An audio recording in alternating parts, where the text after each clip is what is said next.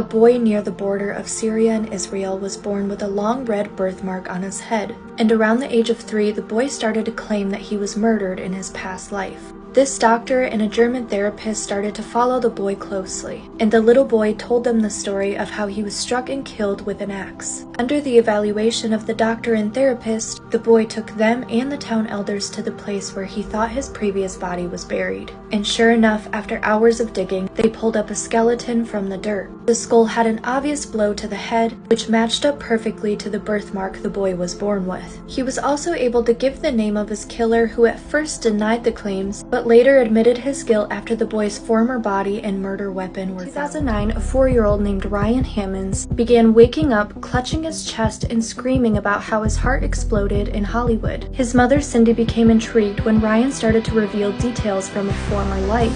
He insisted he once lived in a house in Hollywood on a street with the name Rock in it. He had 3 sons and a friend that the little boy called Senator Fives. One day, Cindy was going through a book featuring photos from old Hollywood. Ryan peeked over her shoulder and excitedly identified one man as George and another as himself. Cindy contacted a psychiatrist who confirmed that the man in the photo was a film star named George Raft, and the other man was Marty Martin.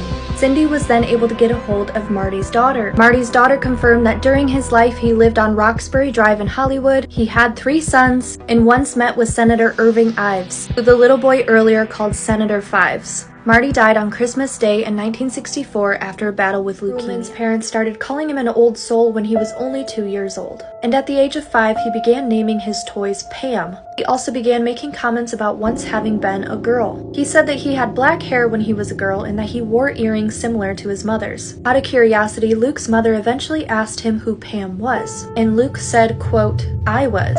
Well, I used to be, but I died and went up to heaven. I saw God, and then eventually, God pushed me back down, and when I woke up, I was a baby and you named me Luke." After pressing him for more details, Luke told his mother that he lived in Chicago, took the train a lot, and that he died in a fire. After mentioning his death, Luke made a hand motion indicating someone jumping out of a window. When Luke's mom searched online for more information, she discovered a news story about a fire in the Paxton Hotel in Chicago. In March of 1993, 15 people died in a fire at the building, and this woman, Pam Robinson, died in the fire after jumping out of a window. His grandfather passed away a year before he was born, and until he was 4 years old, Sam had never seen a picture of his grandfather. After his grandmother passed away, his parents brought out an old photo album, and after seeing his grandfather's car, Sam excitedly said, "That's my car." Sam's mother then showed him a picture of his grandfather as a young boy with a group of other boys the same age. Sam pointed straight to his grandfather and said, "There I am." His mother corrected him by saying, "That's your grandfather," and Sam replied saying, "No, that's me." At first, Sam's parents just thought he had an overactive imagination. That is, until Sam's mother asked him if he remembered anything else from his past life. Sam responded and said that his sister had been turned into a fish by bad men. His mother was absolutely shocked, because while Sam's grandfather was still alive, his sister had been murdered and her body was dumped in a river. A pregnant woman in Turkey had a dream about a man named Salem Fesley who appeared to her with a bloody face. Soon after, she gave birth to her son, and when he began talking, he identified himself as Salem Fesley.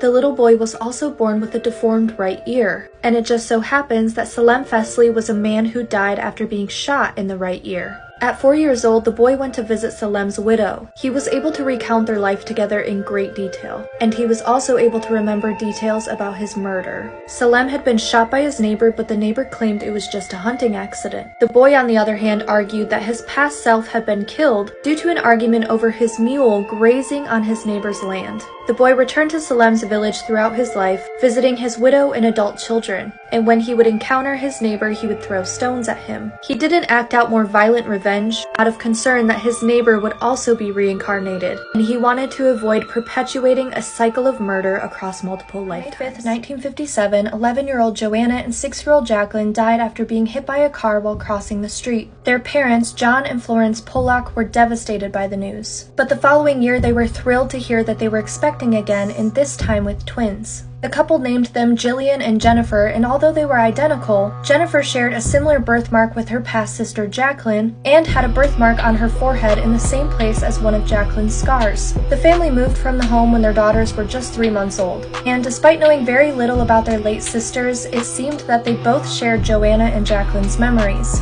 Years after moving, they would request old toys that belonged to their late sisters despite having never seen the toys before. And while returning to their former home that they moved from when they were just 3 months old, they were able to point out landmarks that their sisters had known. They were also unexplainably afraid of cars. After turning 5 years old, the memories of their previous lives began to fade and they went on to lead normal lives. One of the most compelling reincarnation stories to ever exist. At the age of 23, a young woman named Lutschke passed away 10 days after giving birth to her son. Almost 2 years after Lutschke's death on December 11, 1926, a baby girl named Shanti Devi was born. By the age of 4, Shanti Devi began talking about her husband and child. She said that her husband owned a cloth store and they had a son together. The parents chalked it up to nothing but an active imagination, but they got worried over time when she began repeating the same details. She even mentioned 3 distinctive features about her husband. He had fair skin, a wart on his left cheek, and he wore reading glasses. She also knew where her husband's shop was located. By the time she was 6, she was able to recount details about her death and the complications during her pregnancy. At the age of 8, a distant relative told Shanti Devi that if she gave the name of her husband,